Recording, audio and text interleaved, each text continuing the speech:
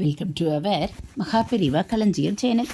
இன்றைக்கி நம்ம மகாபெரிவா மகிமையில் குரு என்பவர் யார் என்பதற்கு மகாபெரியவாளின் அற்புதமான விளக்கத்தை தெரிந்து கொள்ளலாம். சாந்தோக்கிய உபனிஷத்தில்தான் தத்துவமசி என்ற மகா வாக்கியம் வருகிறது. நீயே தானப்பா அந்த பிரம்மமாய் இருக்கிறாய் என்று வேதகேதுவுக்கு அவனுடைய பிதா உத்தாளக ஆருணி திரும்ப திரும்ப 9 தடவை செய்த உபதேசம் அது. தத் துவம் அசி. தத் என்பது பரமாத்மாவான பிரம்மம், துவம் என்பது ஜீவாத்மா, அசி என்றால் இருக்கிறாய், பரபிரமமாக இருக்கிறாய். என்றைக்கோ ஒரு நாள் அல்ல, எதிர்காலத்தில் இல்லை, இப்போதும் எப்போதும் எல்லோரும் எல்லாமும் பிரம்மம்தான். இனிமேல்தான் பிரம்மமாக வேண்டும் என்பதில்லை. அப்படியானால் சாதனை எதற்கு? பிரம்மமாக இருந்தாலும் அதை நாம் தெரிந்து கொள்ளவில்லையே. தெரிந்தால் இத்தனை அழுகை, இத்தனை காமம், கோபம், இத்தனை பயம் நமக்கு இருக்கவே இருக்காதே. அலையே எழும்ப முடியாமல் ஆகாசம் வரை முட்டிக்கொண்டு நிற்கிற ஆனந்த சமுத்திரமாக அல்லவா இருப்போம். எனவே நீ எப்போதும் பிரம்மம் தானப்பா என்றால் எப்படி? அதை புரிய வைக்க ஒரு கதை. நமது வாழ்க்கையே ஏதாவது ஒரு கதையை நம்பித்தானே நடக்கிறது. பிருகதாரண்யக உபனிஷத் பாஷ்யத்தின் நடுவிலே சங்கர பகவத்பாதால் சிலந்தி தன்னிலிருந்தே நூலை இழுத்து வலைப்பின்னுகிற மாதிரியும், அக்னி தன்னிலிருந்தே பொறிகளை உதிர்க்கிற மாதிரியும், ஆத்மாவிலிருந்தே அத்தனை பிரபஞ்சமும் தோன்றியிருக்கிறது என்கிற மந்திரத்துக்கு ரொம்ப விஸ்தாரமாக அர்த்தம் பண்ணி கொண்டு போகிற போது இந்த கதை வருகிறது.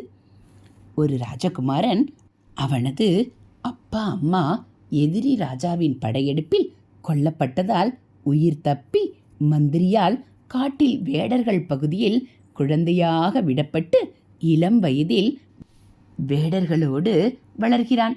பெரியவனாகி பின்னால் அவன் தான் ஒரு ராஜகுமாரன் என்று அவனை தப்பிக்க விட்ட மந்திரி மூலமே உணர்கிறான். இத்தனை காலமும் வேட பையனாகவே தன்னை நினைத்து கொண்டிருந்த காலத்திலும் அவன் ராஜா பிள்ளைதானே. இது முதலில் தெரியாததால் வேடன் மாதிரி வாழ்க்கை நடத்தினான். உண்மை புரிந்தவுடன் ராஜகுமாரனாகவே எப்போதும் இருந்தவன் ராஜகுமாரனாகவே அனுபவத்தில் வாழ்ந்து காட்டினான். வேட பையனும் ராஜகுமாரனும் 2 பேர் இல்லை. ஒருத்தன் இன்னொருத்தனாக மாறவில்லை. ஒரே பேர் வழிதான். முதலில் தன்னை தெரிந்து கொள்ளவில்லை, புரியவில்லை. அப்புறம் புரிந்து கொண்டு விட்டான். புரியாத நிலையில் வேடனாக எங்கேயோ கீழ்நிலையில் வேட பையனாகி கிடந்தவன் புரிந்து கொண்டவுடன் ராஜகுமாரனாகிறான். அப்புறம் எதிரி ராஜாவோடு சண்டை போட்டு ஜெயித்து சாம்ராஜ்ய அதிபதியாகவே ஆகிவிட்டான். நாம் எல்லாருமே இந்த மாதிரி வேட வேஷத்தில்தான் உள்ளோம். ஜீவாத்மா என்ற வேஷத்தில் சம்சாரிகளாகவே நம்மை நினைத்து கொண்டிருந்தாலும் வாஸ்தவத்தில் நாமும் பரமாத்மாவேதான். வேஷம் எப்படி இருந்தாலும் உள்ளே இருக்கிற வஸ்து எப்போதும் பரமாத்மாதான். ஐம்புலங்களின் வசியத்தில் இழுக்கிற வழியில் ஓடி வேட்டையாடி கொண்டிருக்கிறோம்.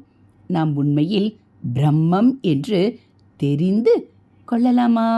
தெரிந்தால் மட்டும் என்ன, அனுபவத்தில் கொண்டு வர முடியாதபடி இந்திரியங்கள், ஐம்புலன்கள் இழுத்து கொண்டே இருக்கும்.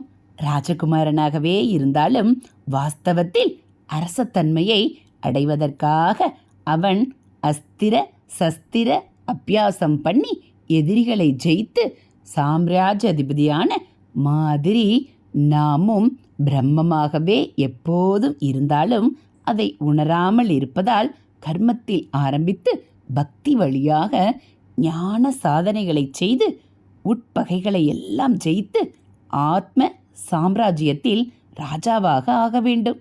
சாம்ராட் அதாவது ராஜா என்றே உபனிஷத்தில் ஆத்ம ஞானியை சொல்லியிருக்கிறது. ஐஸும் ஸ்படிகமும் ஒரே மாதிரித்தான் வெளிப்பார்வைக்கு இருக்கின்றன. ஆனால் ஐஸ்தான் உருகி ஜலமாகுமே தவிர ஸ்படிகம் ஜலமாகாது. ஏனென்றால் எது ஜலமாகவே இருந்து அப்புறம் உறைந்து வேறே வேஷம் போட்டுக்கொண்டிருக்கிறதோ அதுதான் உருகி மறுபடியும் தன் சுயமான பூர்வ ரூபத்தை அடைய முடியும். பிரம்மமே ஜீவனாக உறைந்து போயிருப்பதால் தான் இந்த ஜீவாத்மாவும் உருகி போனால் மறுபடியும் பிரம்மமாகவே அனுபவத்தில் ஆக முடிகிறது. ஐஸ் தானாக கரைகிறது, நாம் கரைய மாட்டோம் என்கிறோம்.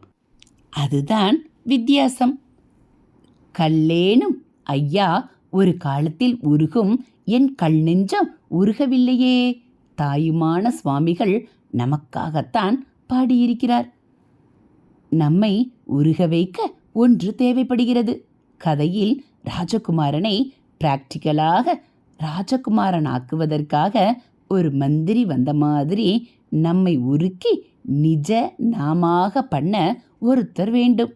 அவன் வரமாட்டேன் என்று முரண்டு செய்தாலும் வழியே இழுத்த மந்திரி மாதிரி பரமார்த்திகத்தின் பக்கமே போக மாட்டேன் என்ற அடம்பிடிக்கிற நம்மை கட்டி இழுக்க ஒருத்தர் வேண்டும். அப்படி ஒருத்தர் இருக்கிறாரா? நம்மை நம்முடைய நிஜ நாமாக ஆக்கக்கூடிய ஒருத்தர் இருக்கிறாரா? இருக்கத்தான் செய்கிறார். வேட பையனுக்கு நீதானப்பா ராஜகுமாரன் என்று சொல்லி புரிய வைத்து அவனுக்கு அஸ்திர பயிற்சி கொடுத்து அவனை ராஜாவாக்குவதற்காக அவனை விட ஜாஸ்தி உழைத்த மந்திரி இந்த ஒருத்தருக்குத்தான் உருவகம். நமக்கு நம் பரமாத்மத்தை எடுத்து சொல்லி அதை நாம் அனுபவமாக்கி கொள்வதற்கான சாதனைகளை செய்ய வைத்து நம் கர்மா பாக்கி தீர்வதற்காக தாமே தபசை செலவு செய்து உபகாரம் பண்ணும் அந்த ஒருத்தர்தான் குரு என்பவர். அபார கருணா சிந்தம் ஞானதம் சாந்தரூபினம் ஸ்ரீ சந்திரசேகர குரும் பிரணமாமி முதான்வகம். ஹரஹர சங்கர ஜெய ஜெயசங்கர, ஹரஹர சங்கர ஜெய ஜெயசங்கர. மகாபிரிவாச்சரணம். இதுபோல் மகாபிரிவா மகிமைகளை நீங்கள் தினந்தோறும் தெரிஞ்சுக்கணும் அப்படின்னா மறக்காமல் நம்ம சேனலை சப்ஸ்கிரைப் பண்ணுங்கள். கூடவே பெல் ஐக்கானை கிளிக் பண்ணி ஆள்ங்கிற பட்டனையும் அழுத்திடுங்க. நம்ம சேனலில் வரக்கூடிய மகாபிரிவா மகிமைகள், தெய்வத்தின் குரல் பகுதிகள், ஆன்மீக கதைகள் எல்லாம் உங்களுக்கு பிடிச்சிருந்தா ஒரு லைக்கும் கமெண்ட்டும் கொடுத்து உங்களுக்கு தெரிஞ்சவங்களுக்கும் ஷேர் பண்ணுங்கள். ஹரஹர சங்கர ஜெய ஜெயசங்கர, ஹரஹர சங்கர ஜெய ஜெயசங்கர. மகாபிரிவாச்சரணம். தேங்க்யூ.